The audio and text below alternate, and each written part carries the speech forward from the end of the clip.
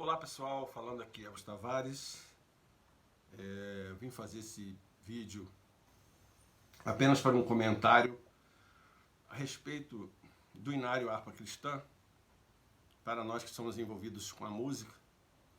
E eu queria iniciar dizendo o seguinte, que o estilo da harpa cristã, quando vem com as letras e algumas harpas até com as cifras ou com as partituras, se assemelha muito a um livrinho que existia nos anos 70, que vendia nas bancas de jornais, chamado Modinha.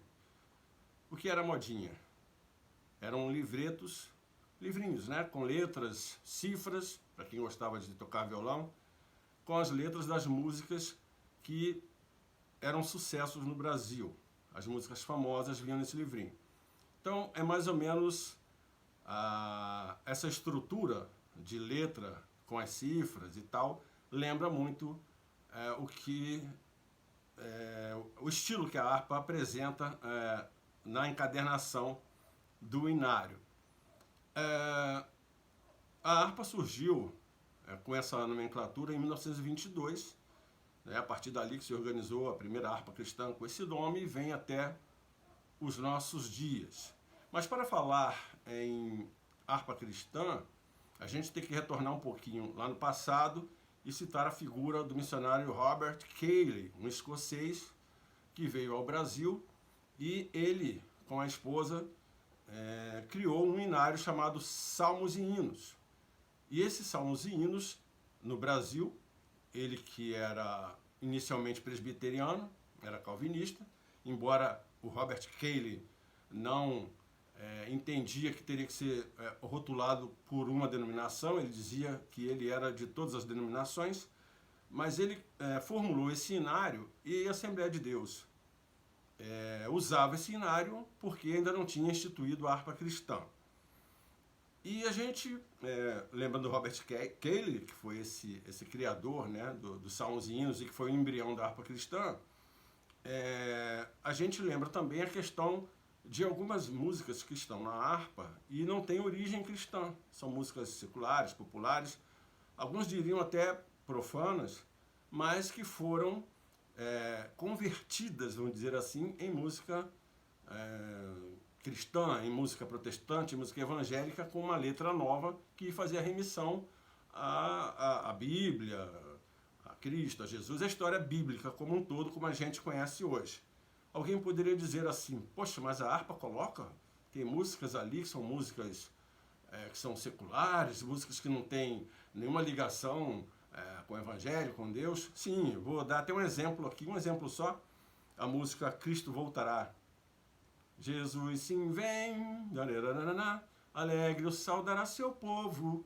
Muitos de vocês devem conhecer. Essa música, originalmente, é uma música folclórica havaiana, chamada Aloha Oi, que significa mais ou menos adeus a ti, foi feita por uma rainha, uma princesa havaiana, que testemunhou um oficial inglês ou americano se despedindo de uma moça da colônia, uma moça havaiana, e ela sentiu aquela tristeza na despedida, no abraço que eles deram de despedida, e ela compôs essa música, e para o inário ela veio com o nome de Cristo Voltará. Na verdade, como eu disse, é uma música folclórica havaiana, que foi gravada por várias pessoas. Aquele desenho animado da Disney chamado Lilo Stitch tem essa música lá. O Elvis Presley gravou essa música, que em homenagem ao Havaí. Até a Xuxa gravou essa música. É a música que está no inário. Um exemplo, né? E mais uma vez alguém poderia dizer, insistir, mas a harpa tem essas músicas que têm origem, que não são evangélicas. Repito, tem sim algumas músicas nessa situação.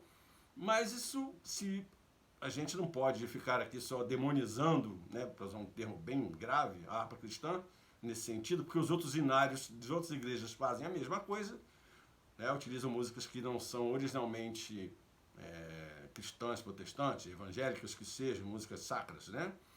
Mas a gente pode citar, por exemplo, a gente volta mais uma vez ao passado e vai lá no tempo de Lutero.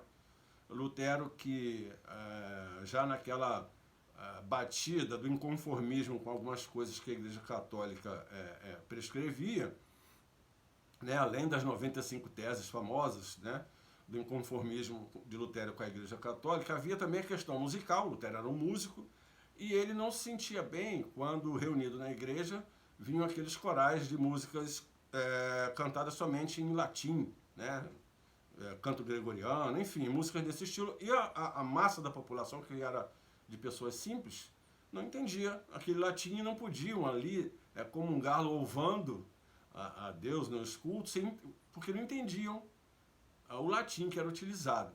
Então, o que o Lutero fez? Ele pegou, como não existiam compositores evangélicos na época, né, o Lutero pegou músicas populares, conhecidas, e colocou letras bíblicas nessas músicas. Ou seja, aquelas pessoas, ao mesmo tempo que as pessoas tinham facilidade de cantar, porque era o linguajar comum das pessoas, ele também trazia pessoas que não eram cristãos, que não frequentavam igrejas, não professavam nenhuma religião, mas que pela música popular que eles conheciam, eles eram atraídos também para a igreja, mas passavam a cantar essas músicas numa letra, uma letra evangelística, né? E daí algumas conversões ocorriam também. Então Lutero já usava desse artifício de pegar música popular e colocar letra bíblica.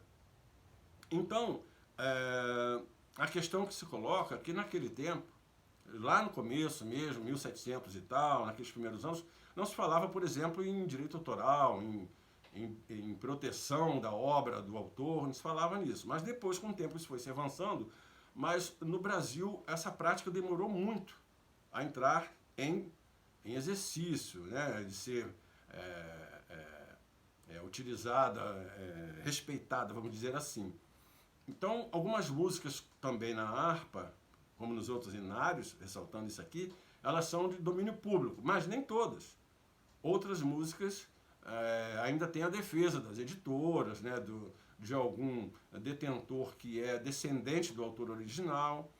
Então, algumas músicas ainda estão ali, mas tem a proteção do autor, né, pela propriedade intelectual, ou seja, quando alguém chega para você e diz as músicas da harpa são todas de domínio público, podem ser usadas ali livremente. Não, algumas têm a questão do direito autoral. Isso é uma questão a ser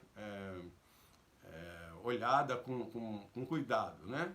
Tem músicas, por exemplo, quando a gente diz que é uma música de domínio público, é que, por exemplo, no Brasil, é que o autor já tenha morrido há mais de 70 anos e também não tenha mais herdeiros, então essa música está em domínio público, qualquer um pode utilizar, né?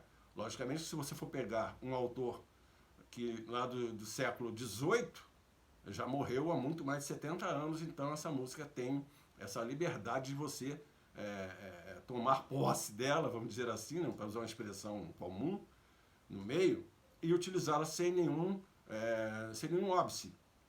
Mas há músicas, por exemplo, Porque Ele Vive, O Rei Está Voltando, esses dois exemplos são músicas que os autores ainda estão vivos. Um outro detalhe, que muita gente fala, todos os autores da harpa cristã, do cantor cristão, já são falecidos. Não.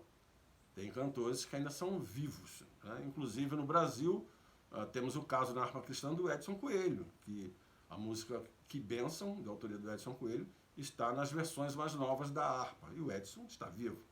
Como eu disse também, os autores de Porque Ele Vive e O Rei Está Voltando. Então seria aí só essa contribuição aí para falar um pouquinho sobre essa questão da harpa, como as músicas foram parar lá na harpa, como é que se construiu isso e como é que é esse uso. Relembrando, há músicas na harpa que também estão no cantor cristão, que estão no inário luterano, no inário adventista, no presbiteriano. A única coisa que acontece é que as versões, as letras são diferentes, mas são a mesma melodia, a mesma música.